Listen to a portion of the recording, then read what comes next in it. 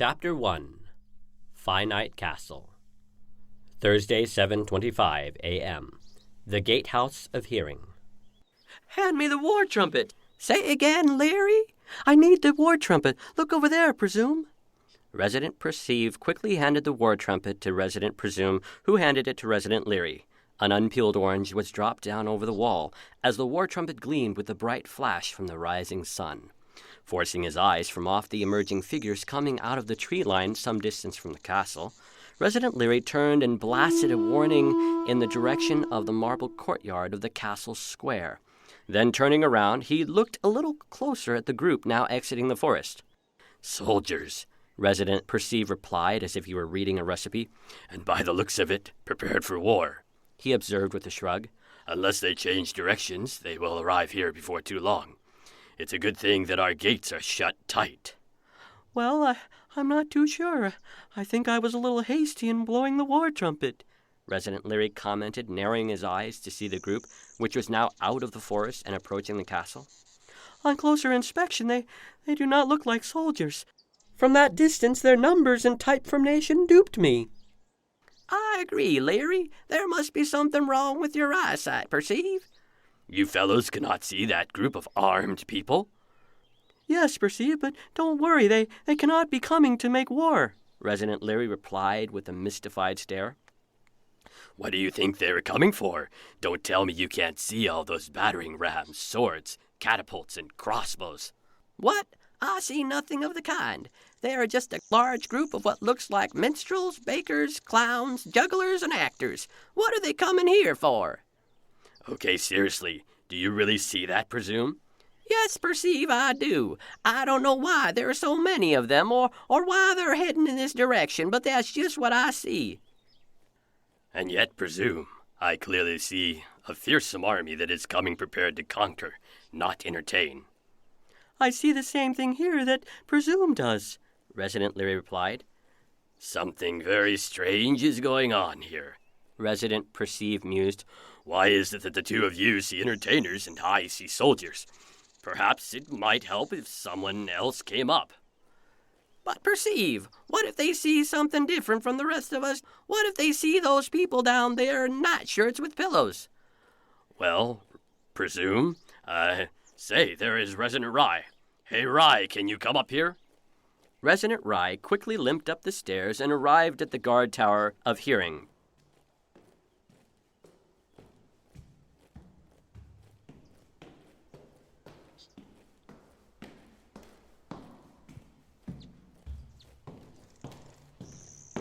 I heard the war trumpet.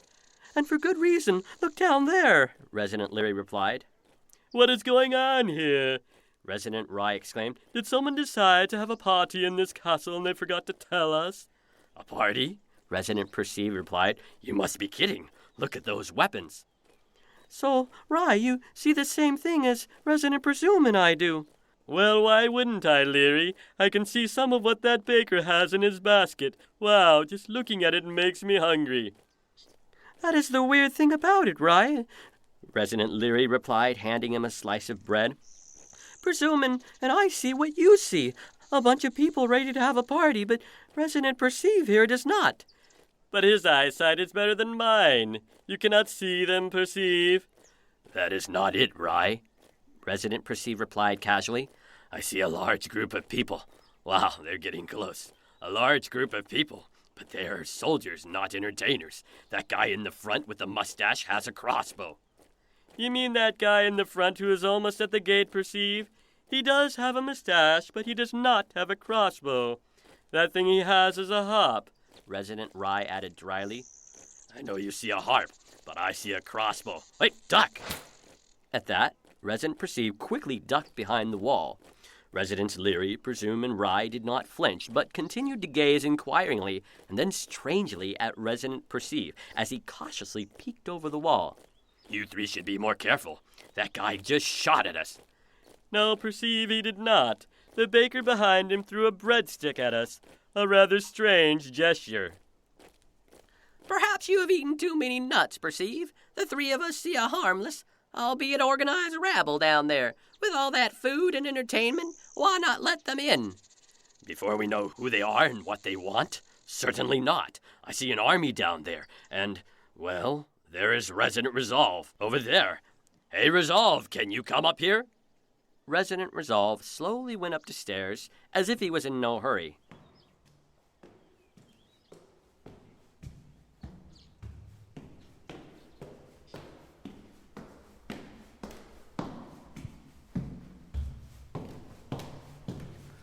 Surprise never sleeps.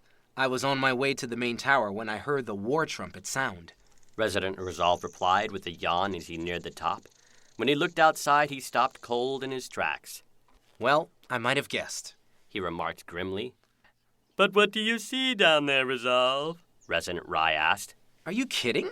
There's an army down there with all manner of weapons. It looks like they are setting up some battering rams. This is so strange. Why are we saying different things? Resident Leary wondered out loud. If we are really seeing different things, then what is actually down there? Resident Perceive asked, puzzled. If there is really an army down there like you and Resident Perceive see here, I'm really impressed that you two are not scared stiff. Resident Leary replied with admiration in his voice. Well, there's a good reason, Larry, and it has to do with what I and Perceive probably read this morning. Resident Resolve replied. What would that be, Resolve? Resident Presume inquired. Oh, I know the answer to that. It would be the plaques, right, Perceive? Well, yes, Leary. Resident Perceive replied casually. However, it looks like they're gesturing. I guess they want to say something to us. 24 hours earlier, Wednesday, 7:45 a.m., near the guard Tower of Sight. Night shadows hid behind trees in a forest, in quiet streams, and mingled with the gray mist around the high walls of a castle. The snow-capped peak of Mount Peril could be seen in the distance, with other peaks beyond. In the light of the setting moon, two silhouettes approached each other on the top of the wall near a guard tower. One figure came from the left. He was slightly taller and walked briskly with an air of calmness in his step. The other person who came from the right also walked next to where the archers would take cover in an attack. His pace had purpose, yet seemed a little weary. The shorter figure bowed slightly upon meeting the taller figure. Good morning, Head Inspector. Good morning, Resident Aspire. The head inspector was tall with a medium build. His thinning hair was gray and his head was covered by a ceremonial hat, indicating his rank. He had a wise, cautious manner that the younger resident obviously tried to emulate. The younger resident had a slim build and was a little shorter and in his late teens. He had a tan face under blonde hair. He had a quiet, shy manner as if he were hoping to avoid attention. He did not say much, but his quick eyes moving back and forth gave the impression of someone who noticed things. Tilting his head slightly to one side, he waited respectfully for his superior to speak. "How was your first journey, resident?" the older man asked with curious eyes. It was very interesting. The younger resident replied, nodding his head and raising his eyebrows. It was my first time inside the walls of a castle other than this one. The inspectors and guards did their jobs very well. I learned a lot about how to be an inspector and a guard just by watching them. Yes, it is an impressive castle with even more impressive security. On a clear day, you could see it from the great tower.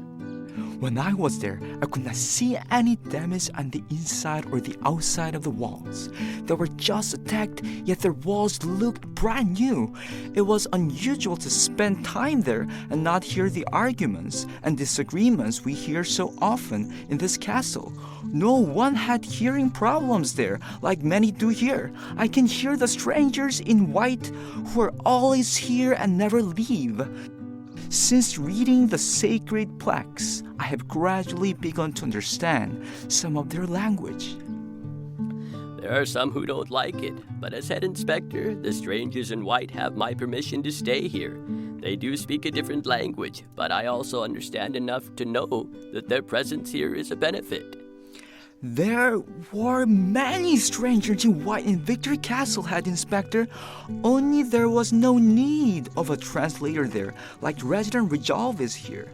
I was told that Victory Castle was quick to call on the king, so the invasion against them was short-lived. Yes, if a castle is attacked, the quickest way to end it is to call on the king, and that is what we observed in the invasion of Victor Castle. But for many castles, asunder for example, asking the king for help means an end to the wrong things they are doing which they enjoy, hence their reluctance. Castles are no match against the armies of the enemy and his attacks of temptation. No wall, be it of stubbornness, self-will, independence, morality, or goodwill, can stand forever against the enemy's attacks. The sad fact is that they're simply not strong enough. To delay in calling on the king for rescue and that of his unstoppable rescue army is for the walls to fall and to give in to temptation by default. I mentioned to an inspector when I was there how impressed I was with the size and strength of their wall. He told me it was a kind of thing to say, but the size and strength make no difference. He must have seen my surprise. He was quite correct. The size and strength of the wall of willpower is not the deciding factor in escaping unscathed from an attack of temptation. What did he say next? He said that the enemy wished the castles to focus on the strengths of their walls rather than trust in the king. He said that trusting the king would save them, but that their wall would not. He said it was a hard fact to accept, but it was true. And after seeing the army outside of their walls, however many weeks ago it was, I could believe it. Then, before he went away, he asked me to look closely at their great tower. When I did, I was puzzled, and I still am. What was he referring to? On the walls of their great tower was a very large seal unlike anything I've seen before. A seal that does not exist on our tower. It is probably a mark indicating who the Lord of Victor Castle is. Some of the residents told me that the great chamber of their great tower was occupied. I believe that the great chamber of that great tower has never been occupied. Never? Well, that is not the word I would use, but go on. Those living quarters in Victor Castle seem to be the same kind as the vacant ones in our great tower. Yes, that is right, sad to say. The great chamber has remained locked and vacant for ages. The head inspector sighed, looking slightly disappointed. Since the chamber is at the top of the great tower, it seems like it is the quarters of someone who outranks even you, head inspector. Oh, there is certainly one who outranks myself, or should be in this castle, The head inspector replied, looking up. That chamber you just mentioned was meant to house the lord of this castle, who, by the way, has sadly been absent for years. Getting back to the seal and judging from what you told me about it, I would say that Victor Castle now has a ruling lord in that great chamber. So there is a great chamber like that in every castle, head inspector? Yes, in every castle. It is also no mistake that just below those rooms is the room of plaques. I have noticed that you spend a lot of your free time there. The resident blushed again but did not say anything. Don't be worried. It is good to see someone reading them. You and I will tour the great tower soon. When the head inspector said this, the younger resident looked up quickly and brightened. Yes, I am curious as to how much you know about the plaques. Head inspector? The younger resident said as his brow again assumed a contemplative demeanor. Do you believe that the seal I saw means that the king is the lord of Victor Castle? Well, that is, I believe, the case, although there are some who would sharply disagree with me. The head inspector replied with a nod. I may have seen that expression before, perhaps if I looked into a well on a bright day. From my experience, I might, perchance, guess what you are thinking. Perhaps you are wondering why Creator King has not wiped out the accuser before now. This thought used to cause me some perplexity and frustration. As you know, there are those who do not agree with you and I regarding the king. No thanks to all the rumors and nonsense streaming into this castle via the 5 gates of sense, there are many who distrust the king. There are also so many rumors out and about that they don't know who or what to trust. If they were read, the plaques would give residents the truth. Was there anything else that was unusual in Victor Castle? Well, I did hear a snatch of conversation from two residents who were heading towards a wall I was standing by. They must have been discussing the attack they went through. They said something about each of them seeing and hearing something different. That seems vaguely familiar to me, like something on the tip of my tongue. The head inspector replied, his brow furrowed in concentration. Really, Head Inspector? The last thing I heard them say as they went up the stairs was something about a lute and crossbow? I must have misheard though. Glancing at the walls, he went on. As a junior resident, I was always told to keep away from these walls, which I did. It may be hard for the other residents to think of me as a full resident now. He replied, tilting his head to the other side. Since young people are the future, at some point they will have no choice. The head inspector smiled kindly. I take it that you have just returned from Victor Castle. That is right, Head Inspector. After you surprised me by asking me to come to the Great Tower and giving me my errand, you told me then that when I returned that I should see you. So that is why I'm up here. There is a reason, yes, he replied. But now is not the best time. Inspector, I have heard about the moat. Residents have been talking about the moat for years, and I was wondering when it will be done. Well, this castle does need a moat. I guess a moat will be a good defense if our castle is ever attacked. When will we begin to make a moat? Well, while we do need a moat, I can't say when we will begin the process of building one. Can you tell me how a moat is a good defense? Well, Head Inspector, going across water in an attack is much more difficult than attacking by land. That is right. Another important reason for a moat is so that it will flood any tunnels that the enemy will try to dig out during an attack. And that is why we need a moat, because an attack is inevitable for every soul castle. It is getting on towards morning and you look tired.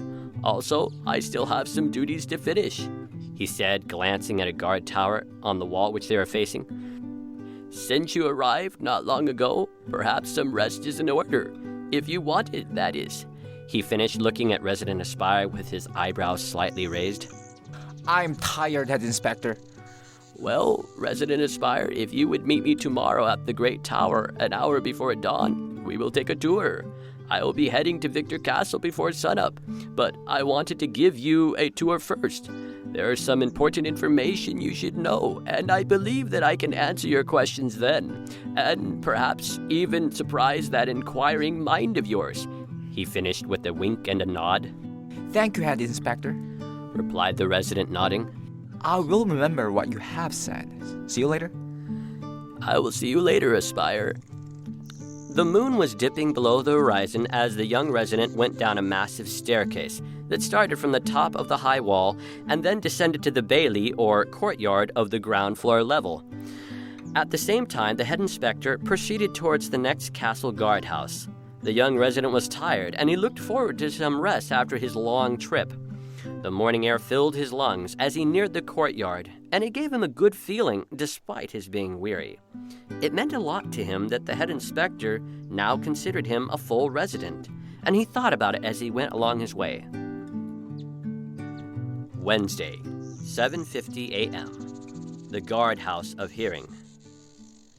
Halt! Who goes there? Sitting in the guardhouse of hearing over the tall gate and looking out over the dim meadow, Resident Rye had seen for several minutes that there was someone approaching the castle who was not a resident or a native of it, but an alien. He had come from the direction of Asunder Castle. Oh, that is right, Resident Rye commented under his breath, glancing up to his left. He got up slowly due to an old injury that caused a limp. That castle was recently defeated. Still, as an inspector, it was his duty to check where the alien had come from and what the alien wanted to bring into the castle. Where have you come from? I have come from Asunder Castle with items that will enrich Finite Castle. All wares must be inspected before you enter. What is your name and what are your wares? I am Alien Vague from Asunder Castle, and I have brought wares which will make Finite Castle a fun and happy place. What are you implying? Tell me what wares you want to bring into this castle. I am bringing the wares of relativism and self-sufficiency. I think we can decide in our own councils what is relative or not without input from other castles. But are you sure about that? Are you open or closed-minded? We do not need to be branded as either in order to make an intelligent choice for ourselves. And since you have not given me any good reason for me to allow you to enter, I will not grant your request either to open the castle door or the castle gate for you or your wares. You may regret your refusal of this offer from Asunder Castle. Perhaps, but your mode of persuasion is not very encouraging. I will not open the gate, so you might as well leave. Very well then, spoil sport. At that, the alien turned around and returned in the direction of Asunder Castle, while Resident Rye continued to scan the meadow and the forest beyond. The head inspector paused to scan the dim horizon as he headed towards the guardhouse of sight. The snow-capped mountains met his gaze, and he began to walk along the wall. He still had to collect 3 more reports from 3 more inspectors. As he slowly walked along the top of the walls towards the next tower, he smelled baking bread. Someone was up and baking early. The smell of the rising bread filled the morning air, and he began to muse in its delicious scent. Looking down the stairs, Head Inspector Cautious could see Junior Resident Genial next to Resident Cloy, who was cutting bread. Junior Resident Genial was cheerful, upbeat, and someone everybody in the castle liked to be around. Resident Cloy was a quiet, calm, and kind resident. She kept mostly to herself, and she spent a lot of time in the room of plaques when she was not selling and baking bread. Resident Avert was next to her talking about something. Resident Avert was tall and had the look of someone who worked hard. He had a serious, no-nonsense sort of demeanor, but he was also unassuming and very likable. There were children picking up the crumbs and eating them as Resident Cloy continued to cut the bread. The smell of the bread made Head Inspector Cautious hungry, and he decided that when he had collected his reports, he would track down some bread later on for inspection. Taste testing was an inspection of sorts, after all. Glancing back where he had been, he saw Resident Perceive unhurried and silent coming up some stairs, which the young resident had gone down some minutes before. And then it occurred to him that he had forgotten something. Oh, that is right. Perceive, how are you? I am well, Head Inspector, he replied with a nod. Chalk it up to forgetfulness, but I forgot some important information I meant to share with you. Are you talking about that important piece of information you were referring to the other day? If I remember, it had something to do with what I would do as head inspector during an attack. That, and I also wanted you to begin collecting reports, particularly tomorrow since I will be heading on a trip to Victor Castle. I'll be glad to collect them in your absence, but I am not the head inspector. True, Perceive, but you will be someday, and I would like to begin acquainting you with the positions and duties of a head inspector. Besides that, it will be a help to me both now and after my trip to Victor Castle. Well, Head Inspector, I will be glad to help. What about the other matter?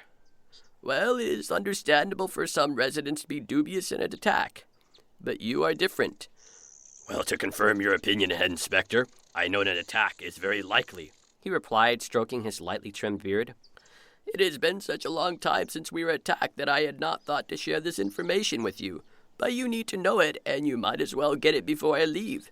It is possible that the castle will be attacked in the future while you will be the head inspector. If that does happen, which I hope would not occur on your watch, then this information will be crucial. The last attack occurred before my time, so I do not have all the details, but I will tell you what I was told. Very well, Head Inspector. I am listening. Well, for the most part, it has to do with how to recognize a spy during an attack of temptation, which is often vital to a castle not being defeated. Wednesday, 7:55 a.m., near the Great Tower. The residents of the castle had yet to stir in the dim early morning. Later they would go about their work as the sun gradually scattered the seeping fog. There was still a wisp of fog here and there as the sun rose and dispersed shadows and mist. Young Resident Aspire made his way to his quarters to get some sleep. As he prepared to enter his living area in the main building, he heard someone whistling. As he entered, he almost ran into another resident who was heading out of it. The resident was tall and slim, in his mid-30s, and had a tidy appearance. His dark hair slightly overlapped his forehead, and his eyes bore a direct, collected gaze. He had a calm, pleasant, and unflinching manner. Aspire, you are up early. Resident Resolve said, raising his eyebrows. It's not often I run into you. He said, backing up a step. Pardon me, Inspector. The young resident replied with a bow. I was actually on my way to get some sleep. I have just come back from my first visit to another castle. Oh, right. Resident Resolve replied as his eyes surveyed the younger resident. Come to think of it, I have not actually seen you around recently. I thought that you might be sent out on your first mission soon. Which castle did you visit? Victory Castle. Oh, well, good. Resident Resolve replied, letting out a little breath. I was hoping that it was not Asunder Castle. I forget who, but a fellow resident visited there after its recent defeat. They described it as a miserable place. He replied, shaking his head and closing his eyes. Asunder Castle is not exactly a castle for a young resident to visit on his first venture. That castle really needs the king. I have heard something similar, Inspector, and I agree. I'm glad I did not go there. So what route did you take? Resident Resolve asked with raised brows. Did you go through the forest, or did you take the long way around? I took the scenic route, Inspector. Resident Aspire replied, tilting his head again. The forest is unfamiliar to me, and I did not want to play guessing games with a different path. So I took the path around the forest and over the bridge in the direction of Mount Peril. Well, I would have done the same thing. It is not the shortest distance to walk, is it? Certainly not, Inspector, but that is okay. So, what did you think of Victor Castle? Resident Resolve asked. It was very impressive. Their inspectors and their guards did their job perfectly from what I can tell, and their products were first class. Was there a lot of evidence of the recent attacks? Not at all, Inspector. The walls which I expected to look beaten up looked new. There was also a strange seal on their great tower. According to Head Inspector Cautious, this means that Victor Castle now has a ruling lord. Their great chamber in their castle is occupied. Since they were undefeated, it can only be the king. There are also a lot more inspectors at the 5 gates and have been reported at other castles, and more guards. So, the king is the lord of Victor Castle. Resident Resolve said pleasantly with his chin resting on his hand. That is good news. From my own venture there years ago, they seemed somewhat partial to him at that time. I guess their treaty with him should not be a surprise. That also explains the recent increase in the quality of its products and wares. As an inspector, I have noticed this in particular. It is a lot to think about, Inspector. It is too bad that the majority here do not like him. Well, that is a shame, Junior Resident. And, well, now, since you have returned from your first venture, I guess you are a full resident now. The slim resident said with a nod of approval. Welcome, he replied with a slap on the shoulder. I don't think that most residents will be as considerate as you or the Head Inspector. Don't worry, Aspire. The other full residents will warm up to you before too long. But as to the king, you, the head inspector, and I comprise about half of the residents who take the king and his father seriously. It is a pity, really. But it is comforting, however, to know that a castle not too far from us has a good relationship with the king and is defended by him. They have probably been sending the king petitions in our favor. Well, Inspector, perhaps the items they sell us will also be a good influence on some of the other residents in this castle who do not agree with us. I also found out that they have many sacred plaques in their great tower. Did you know? The slim resident replied with a grin on his face. That is good news, although you best keep it under your hat, as it is a thorny topic in the castle. Resident Resolve replied, shielding the sound of his remark with his hand. Let's hope that the king shall one day rule here too. Well, I ought to be getting out to the grain field, and you look pretty tired, so I guess I will head out there. Get some good sleep, okay? This conversation has given me much to think about. I will, Inspector. Enjoy your day. From there, the resident went to get some sleep while the inspector headed out to the fields.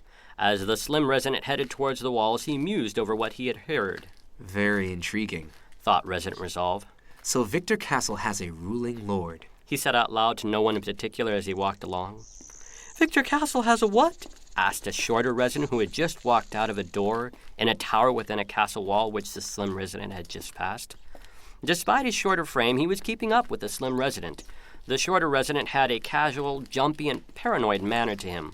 His brown eyes peered out from under his brown hair, like he was scrutinizing every word that the slim resident said. Oh, I did not see you there, replied the slim resident, glancing casually at the shorter resident. Trying to sneak up on me, are you? He replied with an almost humorous look. The shorter resident did not say anything, but strode beside the slim resident while peering up at him with a questioning gaze. After a moment, his face relaxed a little. I was thinking out loud about the new lord that Victor Castle has now. Wait, don't tell me, replied the shorter resident, shaking his head in disgust and rolling his eyes.